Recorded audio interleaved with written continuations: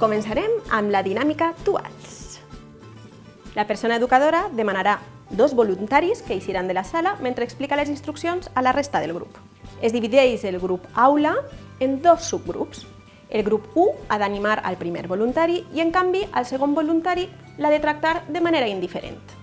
El grup 2 ha de tractar de manera neutra al primer voluntari i, en canvi, al segon l'ha de desanimar. Entra el primer voluntari i se li demana que llanci unes monedes i faça punteria. El grup 1 l'anima, mentre que el grup 2 roman callat. Es repeteix amb el segon voluntari. El grup 2 li diu que no ho aconseguirà, en canvi el grup 1 es queda callat.